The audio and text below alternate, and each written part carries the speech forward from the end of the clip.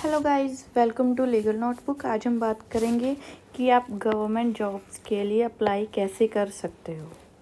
Step by step आपको सारा मैं बताऊंगी। सबसे पहले हम देखेंगे रीज़न क्या है कि जो आपकी गवर्नमेंट जॉब है वो रिजेक्ट हो जाती है।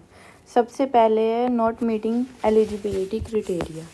अब एलिजिबिलिटी क्राइटेरिया में क्या आपने गलत किया है, आपने रॉन्ग एजुकेशन है ना वो क्वालिफ़िकेशन बता दी है, मतलब कि सही तरह से नहीं बताई।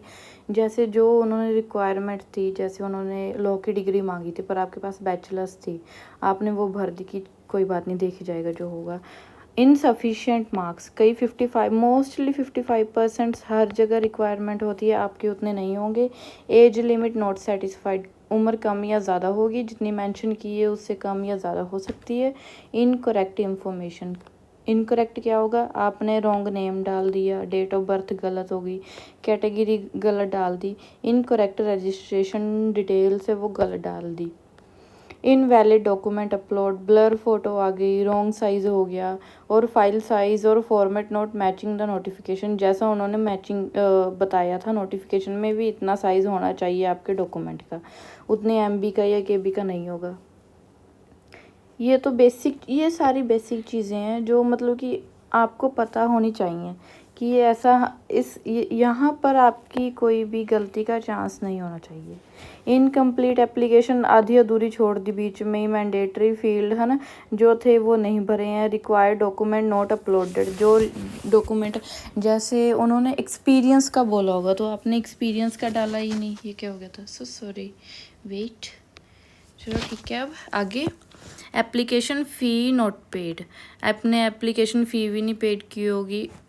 वैसे होता नहीं है ऐसा, कई जगह पर अगर हो जाए तो फिर आपका रिजेक्ट हो सकता है। मतलब कि रिजेक्ट नहीं होता, ये है कि बिना एप्लीकेशन फ़ी भरे कोई भी फॉर्म एक्सेप्ट नहीं होता, ये तो आपको भरनी ही पड़ती है हमेशा। Applying after the deadline, deadline के बाद अप्लाई करना है। मोस्टली कई पोर्टल खुल जाते हैं, कई नहीं खुलते हैं, कई एक्सपायर्ड हो जाते हैं links. Multiple applications were not permitted, आपने बार बार अप्लाई कर दिया, फीस भरकर, सारा कुछ भरकर, वो भी रिजेक्ट हो जाता है। Not following the official notification, जैसे कि उन्होंने है ना बताया था कि डॉक्यूमेंट चाहिए, एलिजिबिलिटी चाहिए, एक्सपीरियंस चाहिए, इसको आपने फॉलो नहीं किया। तो ये सारे जो ग्राउंड्स हैं, अगर आपने ये फॉलो नहीं किए तो आपकी फ़ाइल, आपकी एप्लीकेशन है वो रिजेक्ट हो सकती है। उसके बाद हम देखेंगे eligibility criteria for government law jobs. Mostly जो लॉ जॉब्स हैं गवर्नमेंट की, उसमें क्या चाहिए होता है, एजुकेशन में जाते हैं तो 3 या 5 इयर्स की है ना जो लॉ की डिग्री चाहिए। कुछ पोस्ट में मास्टर्स की डिग्री भी चाहिए होती है। For law clerk and research assistant post fresh graduate are often eligible. कुछ में जैसे लॉ क्लर्क और रिसर्च असिस्टेंट है, वहाँ पे फ्रेशर्स भी आ सकते हैं और एक्सपीरियंस भी जा सकते हैं। एज लिमिट मोस्टली 21 से 30 होती है, कई में 35 to 45 भी होती है। Age relaxation is available for reserved categories as per government rules. Nationality Indian ही होना चाहिए, बट कई जो है ना क्या पोस्ट है वहाँ पे है ना गवर्नमेंट नेशनैलिटी रूल्स लग जाते हैं, बार की इनरोलमेंट होनी ज़रूरी है। जैसे कि आपका बार में एनरोल होना चाहिए as a advocate, legal officer and JAG की पोस्ट के लिए भी ज़रूरी है। Not required for every vacancy, so always check the official notification. हर एक नोटिफिकेशन, हर एक पोस्ट के लिए बार की जो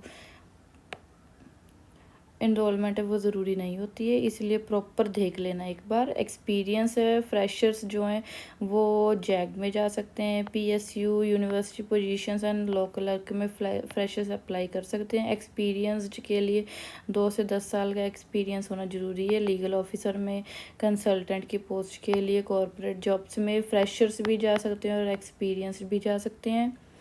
इसेंशियल स्किल, आपको ड्राफ्टिंग आनी चाहिए, रिसर्च आपकी अच्छी होनी चाहिए, पकड़ मजबूत होनी चाहिए रिसर्च पर, knowledge of the constitution and major laws, communication and analytical skill आपकी अच्छी होनी चाहिए। MS ऑफिस बेसिक चीज़ें जो ड्राफ्टिंग के लिए ज़रूरी है, रिसर्च के लिए, वो होनी चाहिए, आती होनी चाहिए आपको। डॉक्यूमेंट्स कौन कौन से रिक्वायर्ड होने चाहिए, अब आपके LLB की डिग्री होनी चाहिए, फाइनल मार्कशीट आपके पास होनी चाहिए, आधार कार्ड होना चाहिए, पासपोर्ट साइज़ फ़ोटोज़ होने चाहिए। ये सारी चीज़ें आप साथ में भी लेके जा सकते हैं आपके इंटरव्यू के टाइम। सिग्नेचर आपके बिल्कुल सही एग्जैक्ट मैच करते होने चाहिए। बार की एनरोलमेंट होनी चाहिए जो कैटेगरीज में लिखा हुआ है।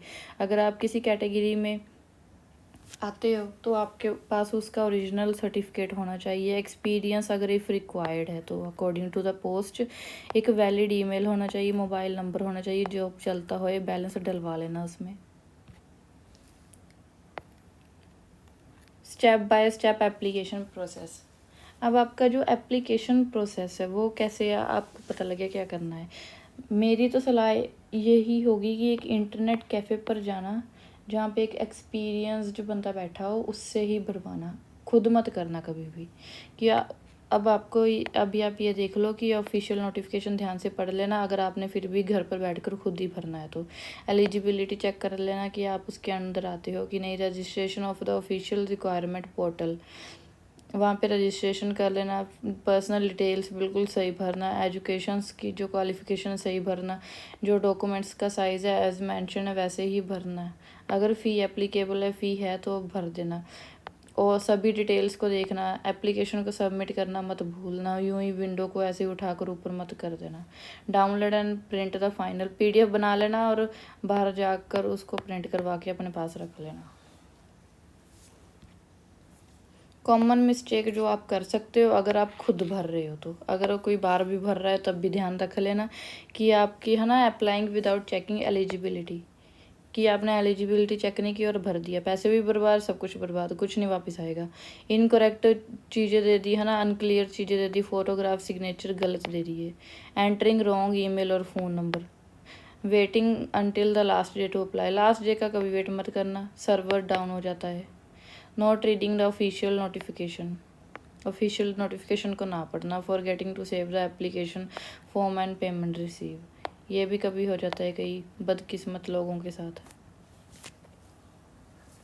चाहे इस पिक्चर में देख सकते हो इनकरेक्ट इन्फॉर्मेशन होगी आपकी, इनवैलिड डॉक्यूमेंट होगी, इनकम्प्लीट एप्लीकेशन रहेगी, एप्लीकेशन फ़ी नॉट पेड होगी आपकी, पे नहीं हुई, सर्वर डाउन था, अप्लाइंग आफ्टर डेडलाइन, आपने डेडलाइन के बाद अप्लाई करने का देखा, रॉन्ग कैटेगरी सिलेक्शन होगी आपकी, मल्टीपल एप्लीकेशन आपने बार बार भर दिया, इंस्ट्रक्शंस को फॉलो नहीं किया, फाइल का जो फॉर्मेट है वो बड़ा छोटा चल गया, लास्ट मिनट सबमिशन, ये इसमें से कुछ भी नहीं करना आपने।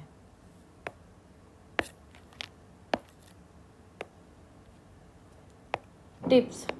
अब आपके पास आप टिप्स कौन कौन सी याद रख सकते हो। कोशिश करना कि जब नोटिफिकेशन आ जाए तो एज पॉसिबल एज जल्दी से जल्दी आप अप्लाई करने का देखिए। अपने पास डॉक्यूमेंट से स्कैन रखिए, रेडी रखिए।